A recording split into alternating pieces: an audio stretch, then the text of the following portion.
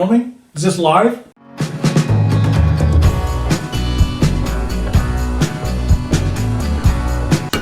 Hey everybody, welcome back to a regular version of the Monday Morning Minute. I hope everybody had a great week.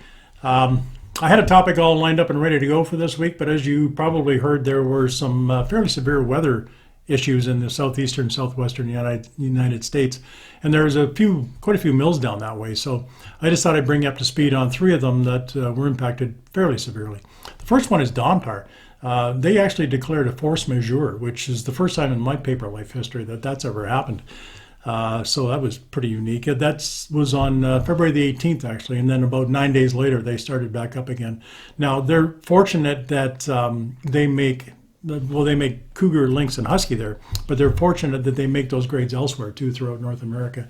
So it didn't really impact them too much. However, they did lose $21 million worth of production in that period. So, but they're all back to normal now and producing everything as we go. So, the other one is International Paper. They lost 100,000 tons of production due to weather.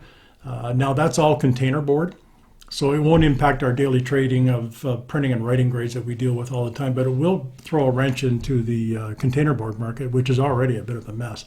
However, they too are back to normal. So, and then last but not least, by any means, is WestRock. They manufacture Tango. They got hit with a double whammy. They had that cyber attack that you probably heard about in early February.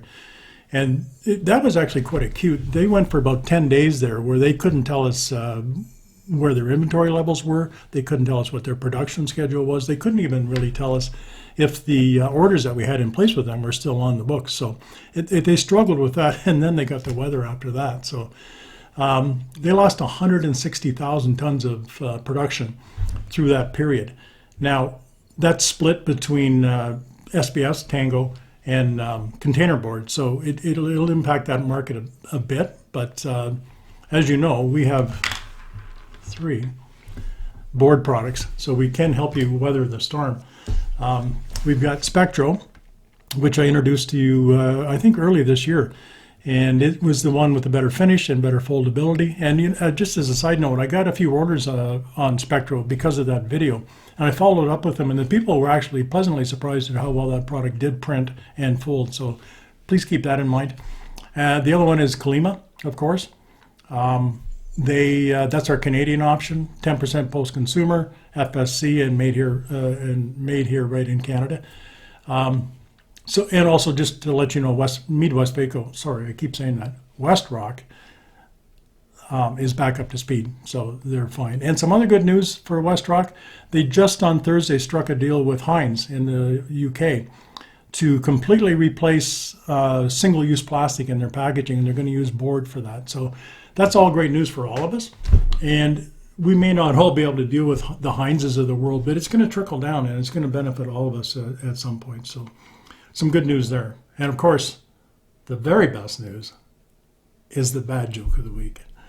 This one's really bad, so not that the others haven't been, but so every year I get the girls a calendar at Christmas. They had these two little dogs, pugs or something like that they keep at their dad's place, and they really love them, of course. So I get them these dog calendars every year. So this year, and they know what they are because they're wrapped so well, and they look like a calendar. So as I handed them to them this year, because they already knew, I said, "Here you are. Here's your calendars. Now your days are numbered." So I'm sorry. That's it. I'll see you next week.